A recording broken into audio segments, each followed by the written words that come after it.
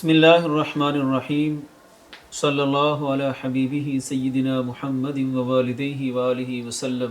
تفضیلی دھڑے کو ہم نے جو پے در پہ اللہ کے فضل اور توفیق سے ضربیں لگائیں اور ایسے لوگوں کا پردہ چاک کیا جو اہل سنت کو فکر رضا، فکر حضور تاجدار گولڑا پیر سیدنا مہر علی شاہ صاحب اور افکار مجدد الفسانی علیہم الرحمہ اجمعین، ان سب سے دور لے جا کر فتنہ حویلیاں کی دہلیز تک پہنچانا چاہتے تھے۔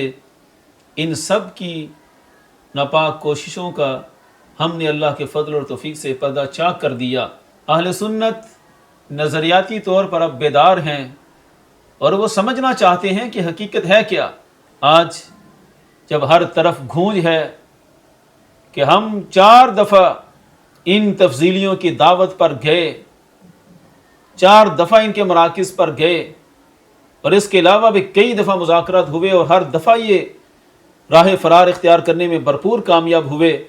ایک دفعہ ہم نے بھی دعوت دی کہ 4 دفعہ تو ہم گئے، ہماری تو گرفتاریاں تک ہوئیں، ہمارے مفتی شاہد عمران جلالی صاحب کو بلا کر جامعہ اسلام آباد والوں نے گرفتاری کروائی کہ ہم بات نہیں کر سکتے۔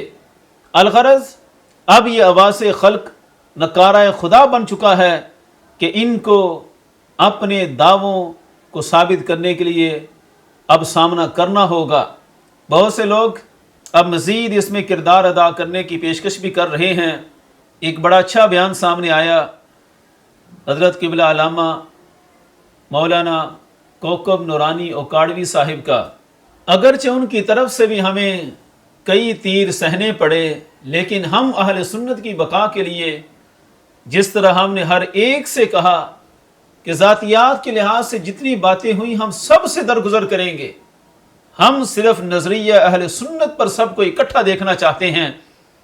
نظریہ اہل سنت کے لحاظ سے کوئی بندہ کسی میز پر ہمارے ساتھ بیٹھ جائیں، یہ تفصیلی دھڑے والے اور ساری دنیا اس نظارے کو آن کیمرہ دیکھ لے کہ کون ہے جو فکر رضا، فکر تاجدار گولڑا اور فکر مجدد الفسانی کا وارث ہے، اور کس طرح اہل سنت کو ان اپنے مجددین کی فکری گرفت سے نکال کر ایک فکری بے راہ روی کی طرف لگایا گیا۔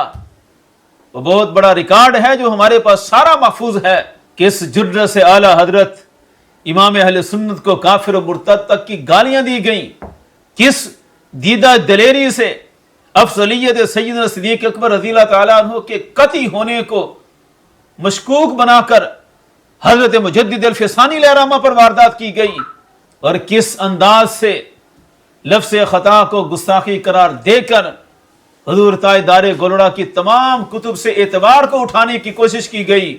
یہ میری ایک ایک بات امانت ہے اور ہر بات پر ہم مکمل طور پر دلائل دینے کے لیے تیار ہیں۔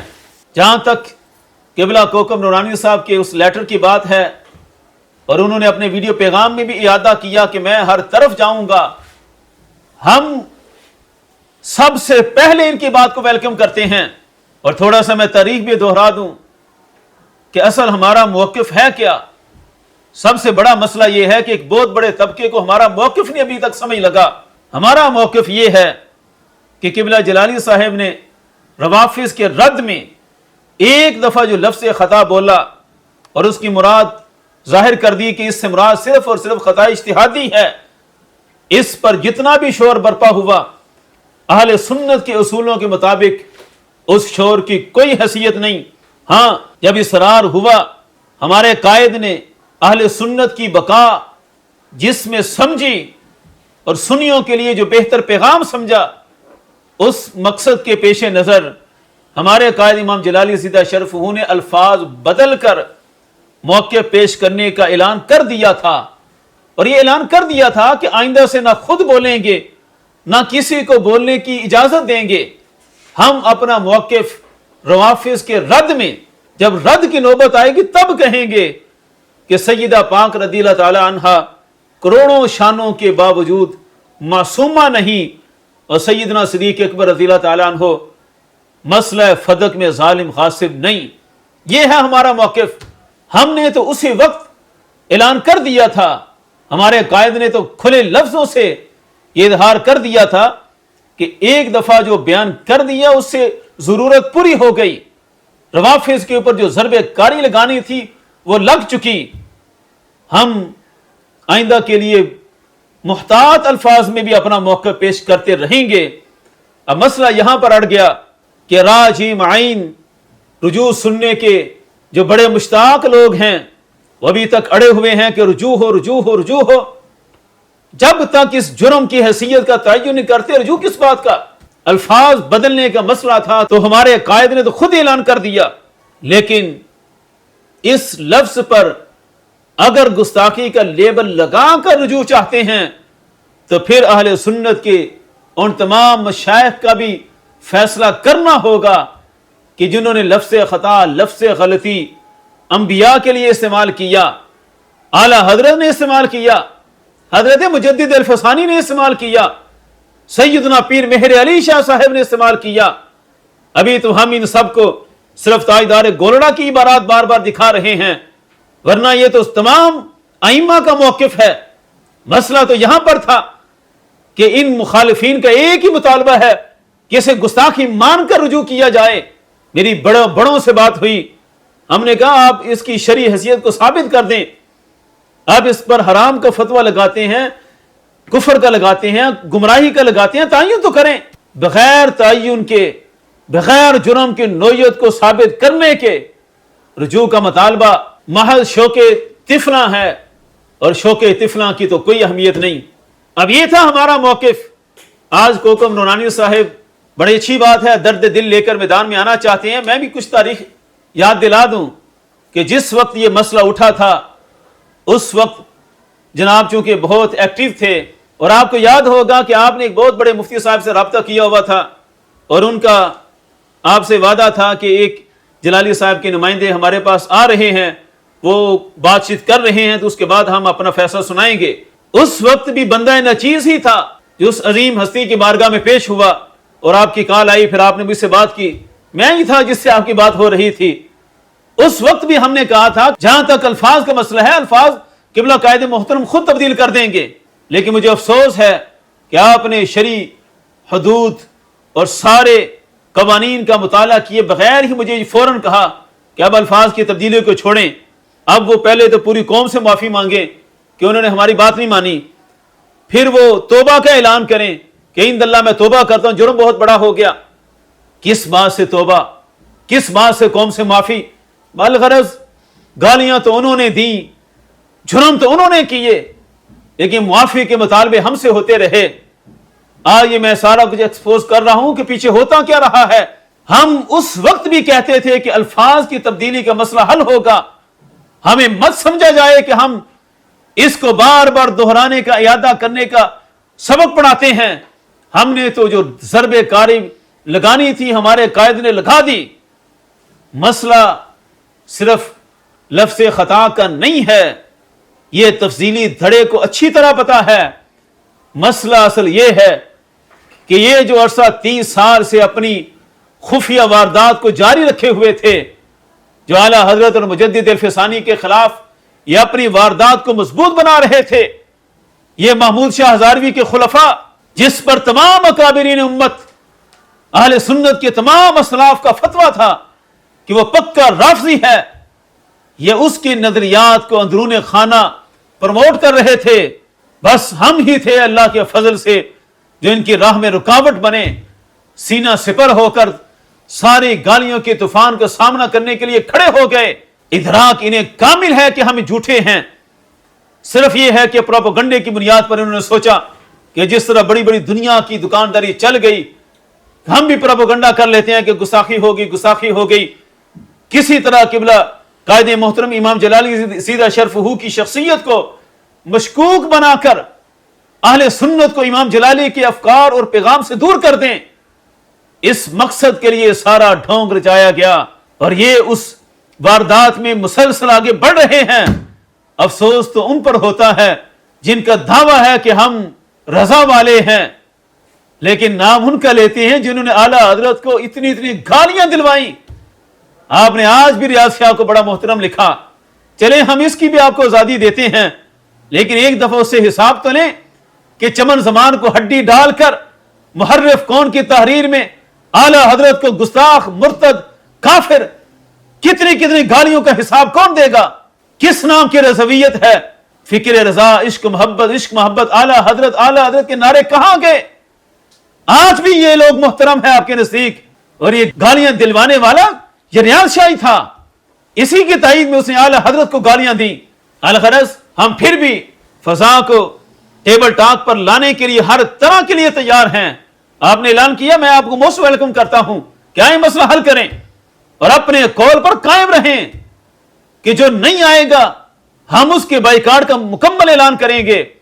لیکن ایک بات یاد رکھیں، نظریاتی محاذ پر کوئی اپنا کوئی پرایا اس کی کوئی حیثیت نہیں ہوتی۔ جس طرح سیاست کے میدان میں، عالمی تعلقات میں ذاتی تعلقات کی کوئی اہمیت نہیں ہوتی، ملکوں کے معاملات میں پرانے دشمن مفادات کے چکر میں اچانک دوست بھی بن جاتے ہیں، سیاست کے میدان میں ہمیشہ لڑنے والے ایک مفاد کے اوپر فوراً اکٹھے بھی بیٹھ جاتے ہیں۔ الغرض یہ مثال دینے کا مقصد یہ کہ ان کی دوستی، ان کے تعلقات مفادات کی بنیاد پر ہوتے ہیں، اور ہمارے تعلقات کی بنیاد نظریہ اہل سنت ہے۔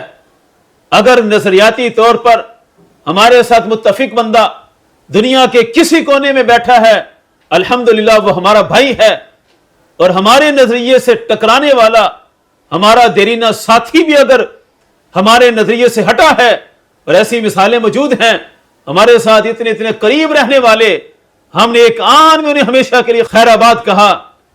یہ ہے نظریے کی جنگ۔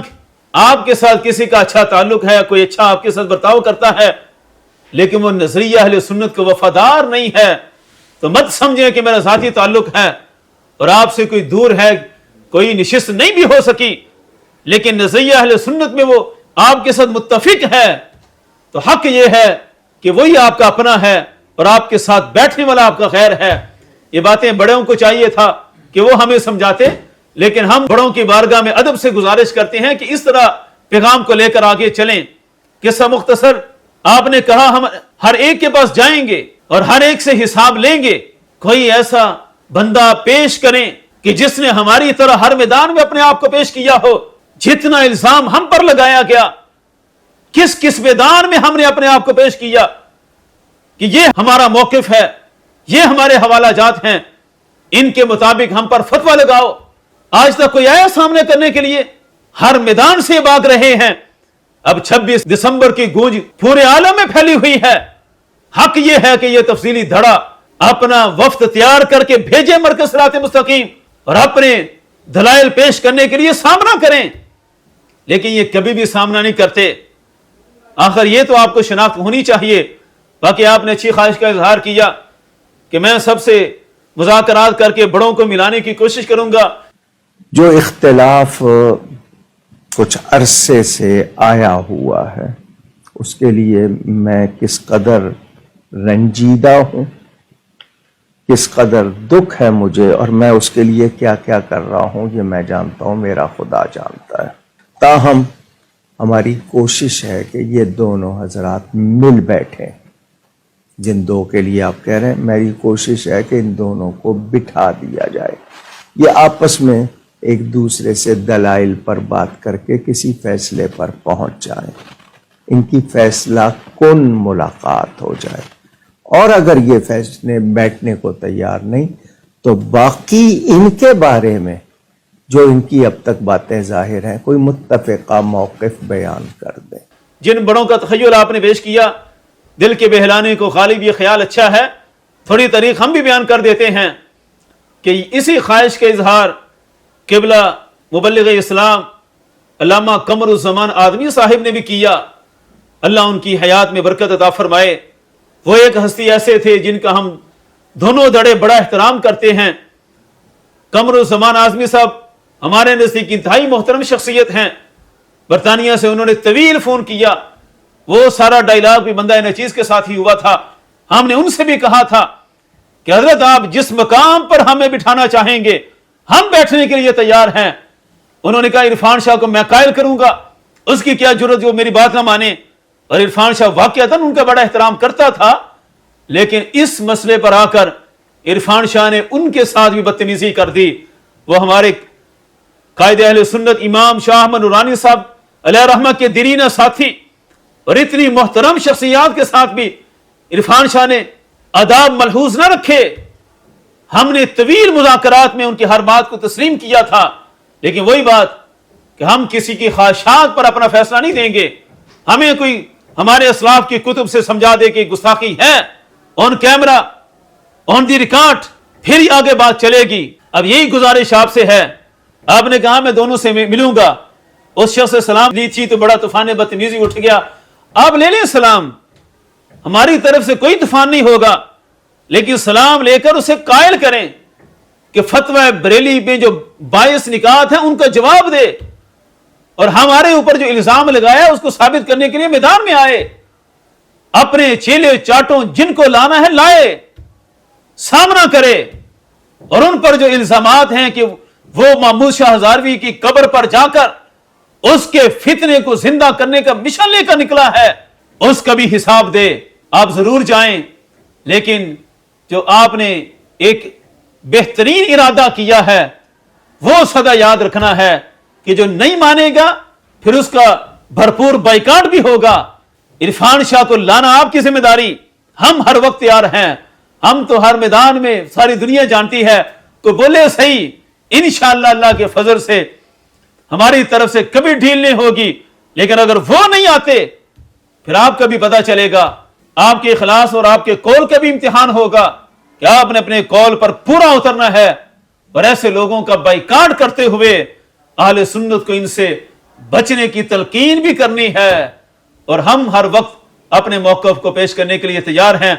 لاہور میں، پنجاب میں، کراچی میں، جہاں بلانا چاہتے ہیں، جہاں ہمیں پیش کرنا چاہتے ہیں، ہر وقت پیش ہونے کے لیے تیار ہیں. انشاءاللہ فتح حق کی ہوگی. تاجدار ختم نبوت زندہ باد زندہ باد، تاجدار ختم معصومیت زندہ باد زندہ باد. عید و رسالت کا نعرہ دنیا میں لگانے نکلے ہیں. اللہ